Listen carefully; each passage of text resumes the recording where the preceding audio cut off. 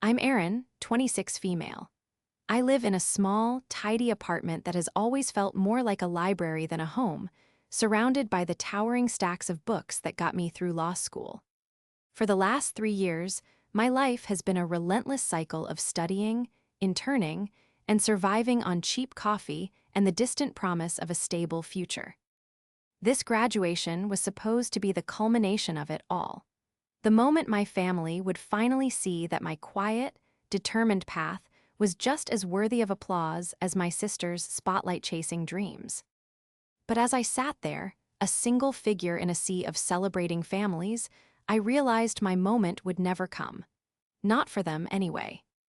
Before this story unfolds, I'd love to connect with you. Please let me know in the comments where you're watching from and what time it is in your corner of the world. It's amazing to see how far these stories can travel. The auditorium was a vibrant, echoing chamber of noise and emotion. Caps with witty slogans bobbed in the air, gowns swished with purpose, and the air buzzed with the collective sigh of relief from hundreds of law students who had just survived 3 years of academic hell. My name, Erin, had been called what felt like an hour ago. I'd walked across the stage, a polite smile fixed on my face, my eyes scanning the designated family seating area. I wasn't looking for a crowd, just 3 people. My mother, Eleanor, my father, Richard, and my sister, Chloe. I found only empty chairs. My smile didn't falter. I had been practicing it in the mirror for weeks, a mask of serene accomplishment. I shook the dean's hand, accepted the diploma that represented tens of thousands of dollars in loans and countless sleepless nights, and walked back to my seat. The applause was a generic, roaring wave, but none of it was for me. Not really. I pulled out my phone, the screen dark and silent. No missed calls, no texts, not a single congratulations. Or we're running late, just nothing. A hollow space where family support was supposed to be. I sent a quick text to my mom. Ceremony is almost over. Everything okay? I knew with a sinking certainty that everything was not okay, but not in the way a normal person would assume. There was no emergency, no car trouble, no sudden illness. There was only Chloe. The ceremony ended, and the joyous chaos erupted. Graduates hugged their weeping parents, grandparents beamed with pride, and champagne corks popped in the parking lot. I stood alone, a statue in a black polyester gown. I watched as my classmates were enveloped by their families, their achievements validated by proud embraces. I felt a familiar, cold sting of invisibility. It was a feeling I had grown up with, a constant shadow cast by my younger, brighter, louder sister.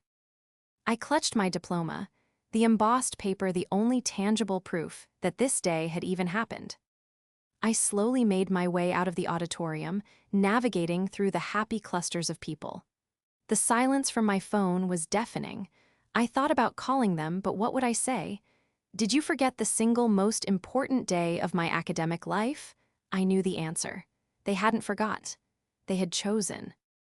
I found a quiet bench overlooking the campus green and sat down, my heavy gown feeling like a lead blanket.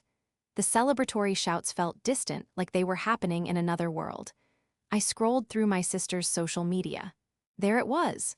A post from an hour ago, a picture of Chloe in a ridiculous, glittery costume, backstage at some rundown community theater. The caption, written by my mother, read, "Our star is about to shine." So proud of our Chloe for landing the lead in Starlight Serenade. Break a leg, sweetie. We're your biggest fans. My breath hitched. Starlight Serenade, a community theater musical. That was where they were. They had skipped my law school graduation, the culmination of a decade of focused effort, for a play. A play in a dusty, 50-seat theater where my sister, a perpetual drama student with no actual professional credits, was the lead. The biggest fans comment felt like a physical blow. It was a title they had never once, not in 26 years, bestowed upon me. I wasn't a star. I was the reliable, predictable, boring older sister. The one who didn't need cheerleaders because she always just got it done. I thought back to the endless conversations about this day, the dress my mom had helped me pick out, the dinner reservations my dad had supposedly made, the promises of a huge celebration. It was all a lie. A placating performance to keep me quiet while they focused on what truly mattered to them, Chloe's fleeting moments in a makeshift spotlight. They didn't even have the decency to tell me. They just left me here, alone, to figure it out from a social media post. My fingers trembled as I typed another message, this time to the family group chat. Hope the play is good. It was passive-aggressive, I knew, but I was too hurt. Too exhausted to be anything else. I didn't expect a response, and I didn't get one. I imagined their phones were on silent, tucked away as they sat in the front row, their faces upturned, beaming at their real star. The star who wasn't graduating at the top of her class, who wasn't about to start a prestigious job at a top law firm, but who was singing off-key in a community theater production. The humiliation was a bitter pill. I had spent my life trying to earn their praise through achievement, only to learn that their approval was not a reward for hard work, but a gift freely given to the child they simply loved more. Chloe wasn't just my sister. She was a phenomenon within our family, a gravitational force around which my parents, Eleanor and Richard, happily orbited. From the moment she was born, 5 years after me, she was the artistic one, the free spirit, the one who feels things so deeply. I, on the other hand, was labeled the sensible one, the old soul, the one who was so mature for her age. These weren't compliments. They were excuses. Excuses for why I didn't need the same level of attention, the same boundless praise, the same unconditional support. While I was praised for good grades, Chloe was praised for a finger painting that was so expressive. While I was encouraged to join the debate team to build my resume, Chloe was enrolled in every dance, singing, and acting class my parents could find. Our family's financial resources, which were comfortable but not unlimited, always seemed to stretch for her. New headshots, expensive workshops with questionable casting directors, trips to New York to absorb the theater scene, it was all a necessary investment in her gift. My needs were simpler, and therefore less important. Textbooks could be bought used. My single school trip to Washington, D.C. was deemed an unnecessary expense. I learned early on not to ask for much. The dynamic was cemented in 1,000 small moments. At family gatherings, my academic achievements would be mentioned in passing. A quick, "Oh, Aaron made the dean's list again," before the conversation immediately pivoted to Chloe's latest audition. My father would listen, a placid smile on his face, while my mother would launch into a dramatic retelling of Chloe's almost big break. The casting director said she had a raw talent he hadn't seen in years. She'd exclaim, conveniently omitting the fact that this was feedback given to every hopeful at a $500 workshop. Their dual roles were perfectly defined. My mother, Eleanor, was the active agent of this favoritism. As a part-time art gallery curator, she saw herself as a patron of the arts, and Chloe was her masterpiece. She was the one driving Chloe to lessons, running her lines with her, and managing her sparse portfolio. My father, Richard, was the passive enabler. A high school history teacher, he was a man who craved a quiet life. He avoided conflict at all costs, and keeping Chloe happy was the surest path to domestic peace. He'd nod along to Eleanor's breathless praise, adding a gentle, "That's our girl." His affection for me was real, I think, but it was a quiet, low-maintenance kind of love. He was proud of me in the way one is proud of a sturdy, reliable appliance. I worked. I didn't cause problems. What more was there to say? I remember my high school graduation. I was the valedictorian. I had spent weeks on my speech, pouring my heart into a message about perseverance.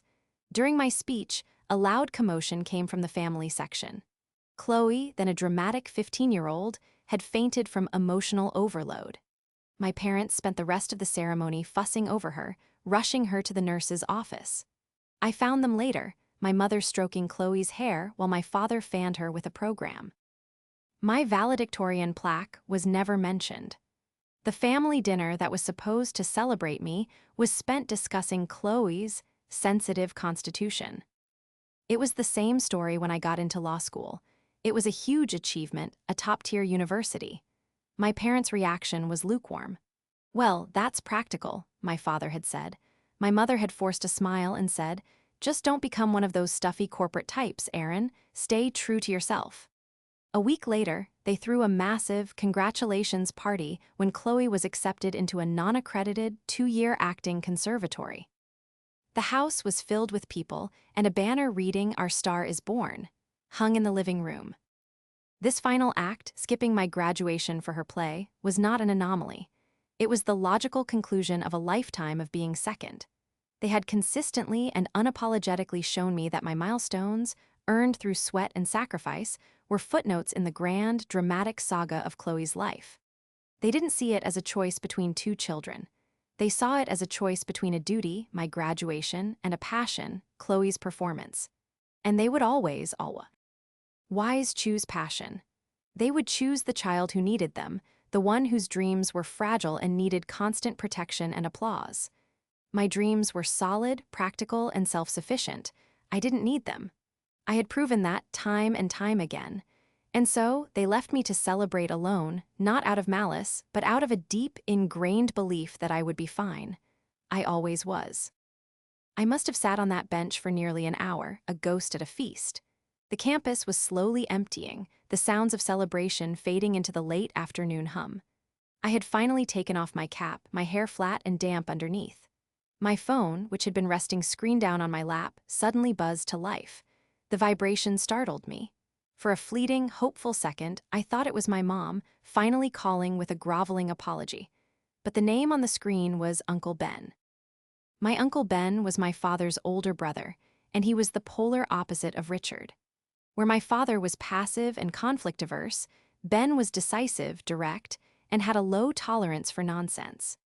A successful real estate developer, he was the self-made man of the family, the one who had built an empire from the ground up, while my father settled into the comfortable predictability of a teacher's salary and tenure. He lived 2 states away, and our interactions were usually limited to holidays, and the occasional birthday card with a crisp $100 bill tucked inside. I hesitated before answering. I didn't want to explain the pathetic scene of me sitting alone at my own graduation. I didn't want to hear his booming, cheerful congratulations and have to choke out a thank you. But he was family, and he was calling, so I answered. "Aaron, congratulations, kiddo. You're officially smarter than the rest of us." His voice boomed through the phone, full of genuine warmth. "Thanks, Uncle Ben," I said, trying to keep my voice steady. It came out as a weak croak. There was a pause. Ben was sharp. He could hear the crack in my voice, the hollowness behind the words. "Hey, you okay? You sound a little down for someone who just conquered the world." And just like that, the dam broke.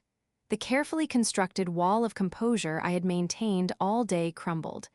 A sob escaped my lips, ugly and raw. I couldn't stop it. The tears I had been holding back streamed down my face, hot and furious. Whoa, Aaron, what's wrong? Where are you?" His voice shifted immediately, the cheerfulness replaced by a sharp, protective concern. Through choked sobs, the story tumbled out. The empty chairs, the silent phone, the social media post, my mother's gushing caption about her star, the community theater play. I told him everything, the words spilling out in a torrent of hurt and humiliation that I hadn't even allowed myself to fully feel until that moment.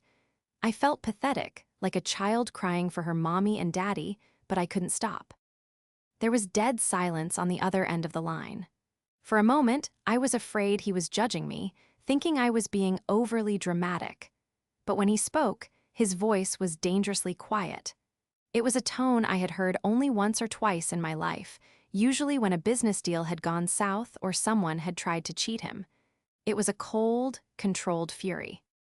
"Let me get this straight," he said, his words clipped and precise.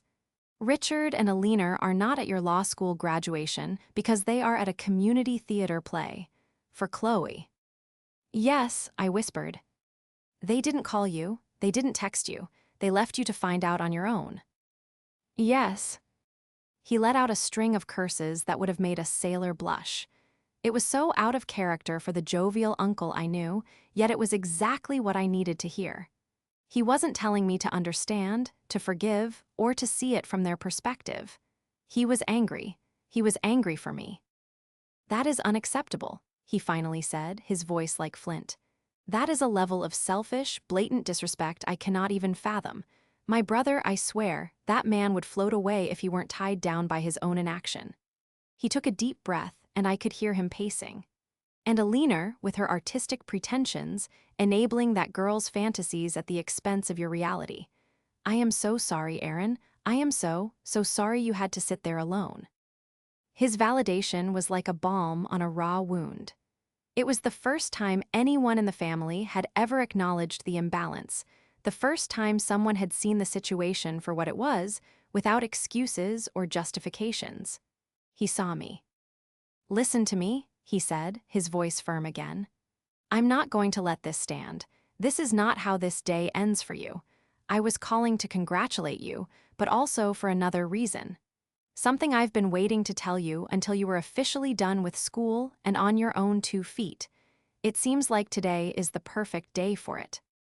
I sniffled, wiping my eyes with the sleeve of my gown. "What is it?" "When you were born," he began, "your grandmother, my mother, was so thrilled. You were the first grandchild. She gave me a savings bond in your name, a significant one. She made me promise not to give it to you until you had finished your education and were independent. She always worried your parents were. Well, she worried they were dreamers, and she wanted to make sure you had a solid foundation, something that was just for you. Something they couldn't touch." I listened, stunned into silence, as my uncle's voice grounded me in a new reality. A savings bond? From a grandmother I barely remembered. She had passed away when I was 6, and my memories of her were fleeting, dreamlike images of a kind woman with a soft lap and the scent of lavender. The idea that she had looked so far into my future, that she had seen a need I hadn't even been aware of, was staggering. "My mother was a wise woman," Uncle Ben continued, his voice softer now. "She saw the way the wind was blowing even back then. She saw how much your parents doted on Chloe, even when she was just a toddler. She always used to say, 'Ben, that Erin is the one who will build things. We have to make sure she has her own tools.' The bond was her way of giving you a hammer." I was speechless. A hammer? The metaphor was so perfect, so potent. All my life, I had been borrowing tools, making do with what was given, never asking for more. The thought of having my own, of having a foundation that was mine alone, was a concept so foreign it barely registered. How much are we talking about?" I asked, my voice barely a whisper. The question felt crass, but it was the only one my stunned brain could formulate. Uncle Ben chuckled, a low, rumbling sound. "Well, that's the best part. It was a sizable amount to begin with, and it's been sitting there collecting interest for 26 years. I've managed the investment side of it, moved it into more aggressive but safe portfolios over the years. It's not just a bond anymore. It's a nest egg, a very, very substantial one." He paused for dramatic effect. "As of this morning, it's valued at just over $450,000. The number hit me like a physical force. $450,000. I sank back against the bench, the phone feeling slippery in my hand. My mind raced, trying to process the figure. My entire law school debt was a little over $100,000. The starting salary at the firm I was joining, a salary I had considered a monumental achievement, was $95,000 a year. This amount of money, it wasn't just a nest egg. It was a different life. It was freedom. It was a complete and total recalibration of my future. "Aaron, you still there?" "I'm here," I breathed. I can't believe it. Uncle Ben, are you serious?" "As a heart attack," he said. "The account is in your name. It has been since the day you were born. The paperwork is all in a safe deposit box at my bank. I was going to fly in next week and take you out for a celebratory dinner to hand it all over, but I think we need to accelerate the timeline. This changes things. This changes how you deal with your parents." He was right. This wasn't just about the money. It was about the power dynamic. For my entire life, my parents had held all the cards. They dictated the emotional and, to some extent, the financial terms of our relationships. I was the good daughter, the responsible one, in part because I had to be. I couldn't afford to be the rebellious, dramatic artist. I had bills to pay, a future to build. Now, in the span of a single phone call, the entire board had been flipped. "What do I do?" I asked, my voice filled with a mixture of terror and exhilarating possibility. For now, you do nothing, he said firmly. You go back to your apartment. You order the most expensive takeout you can find and a bottle of champagne. You celebrate yourself because you deserve it. I will overnight the documents to you. You'll need to sign them with a notary and send them back, and then I can transfer the funds to an account of your choosing. An account that your parents have no knowledge of and no access to. Is that clear? Crystal, I said, a newfound strength seeping into my voice. Good, he said. And Aaron, no more playing the martyr. No more accepting their scraps of affection. You are a lawyer now. You are also a financially independent woman. You hold all the power. From this moment on, you don't ask for their respect. You demand it. And if they can't give it to you, then you make them pay for its absence. Understood. Understood, I said, and for the first time all day, a real smile touched my lips. It wasn't the polite, practiced smile from the ceremony. It was a sharp, genuine smile, full of steel. The conversation with my uncle was a pivot point. The hurt and humiliation of the empty chairs was still there, a raw, open wound. But now it was overlaid with something else, a cold sea. Larifying anger. My grandmother, a woman I barely knew, had seen my worth. My uncle saw my worth. They had invested in me, literally. My parents, on the other hand, had not only failed to see my worth, they had actively chosen to devalue it in favor of a cheap imitation of starlight. They had left me alone in my gown, but in doing so, they had inadvertently led me to a forgotten inheritance. An inheritance that wasn't just about money, but about a legacy of being seen. They had made their choice. Now, it was my turn to make mine. The next few weeks were a study in quiet transformation. On the outside, nothing changed. I moved out of my student apartment and into a new, slightly nicer one closer to the law firm where I was about to start my career. I spent my days completing onboarding paperwork and studying for the bar exam. But on the inside, I was rebuilding myself, brick by financial brick. True to his word, Uncle Ben overnighted a thick packet of documents. I took them to a notary, my hand steady as I signed my name over and over. Each signature felt like an act of quiet rebellion. I was claiming my independence, my future, and a past I never knew I had. I opened a new high-yield savings account and a brokerage account at a bank my parents had never heard of. When the transfer came through, I stared at the number on the screen for a long time. $452,178.34. It didn't feel real. It was more money than my parents' house was worth. It was a safety net, a launch pad, and a weapon, all in one. My first act of financial freedom was to pay off my student loans, all of them, in one single, glorious transaction. The confirmation email, with its subject line, "Your loan is paid in full," brought a fresh wave of tears, but these were tears of relief, not sorrow.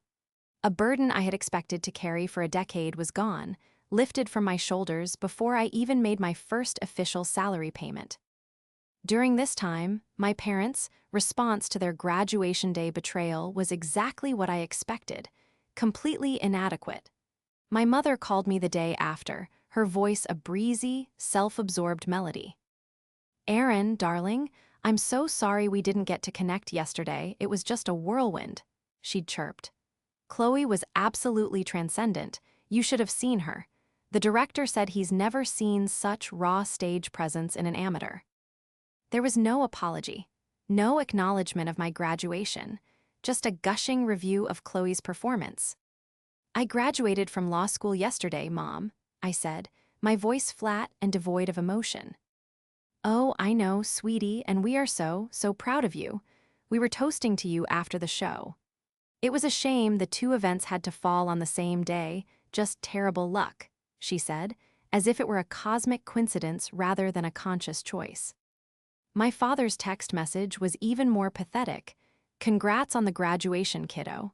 Sorry we missed it. Chloe's play was something else." That was it. My 3 years of relentless work, my debt, my achievement, all dismissed in a single, careless text. They weren't sorry they had hurt me.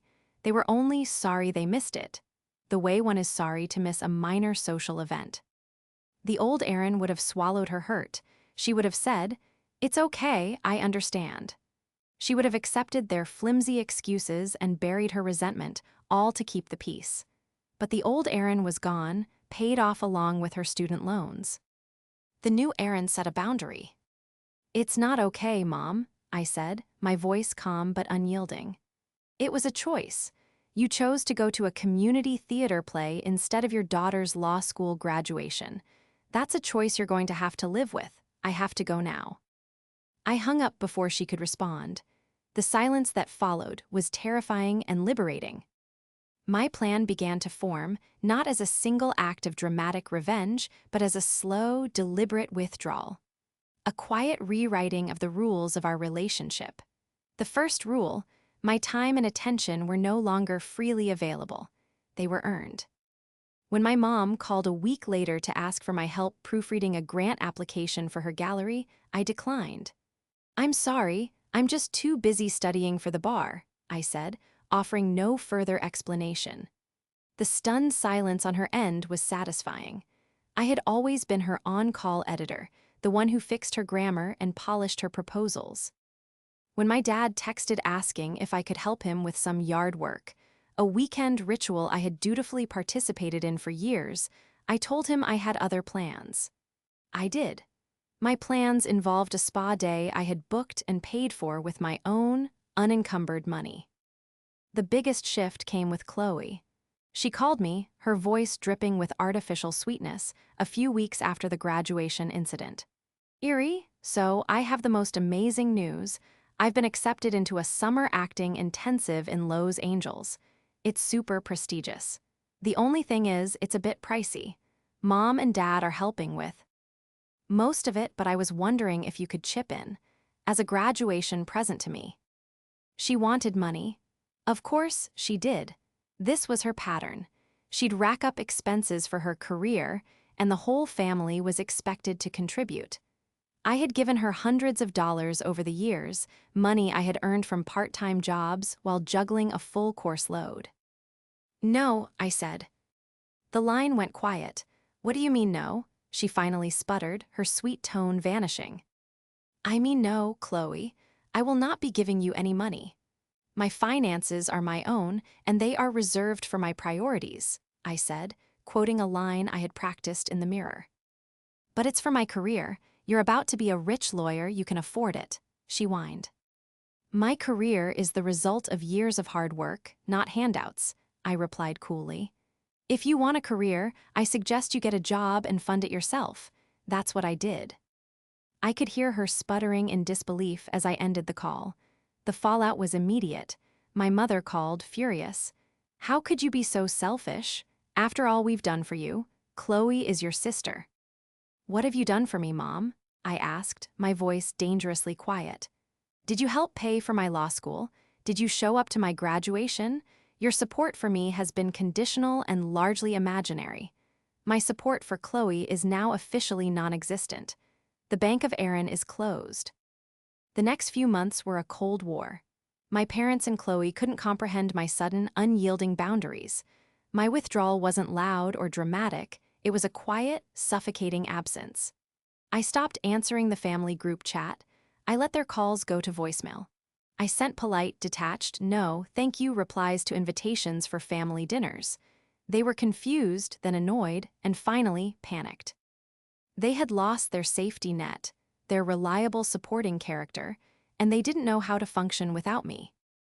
The true test, however, came in the form of my grandparents' 50th wedding anniversary. My grandparents, Eliner's parents, were wealthy, old-money types who valued appearances above all else. They were also the primary source of my parents' financial safety net. Eliner's part-time gallery job and my father's teaching salary were not enough to fund their comfortable lifestyle and Chloe's expensive hobbies. They relied heavily on the generous gifts and loans from my grandparents. The anniversary party was a massive, catered affair at a country club. Attendance was not optional. For weeks, my mother called and texted, her messages growing increasingly frantic. "Erin, you must be there. What will Nana and Papa think if you're not? We need to present a united front. Chloe is going to perform a monologue in their honor. It's going to be beautiful." That last text was the one that solidified my plan. Chloe performing, Of course.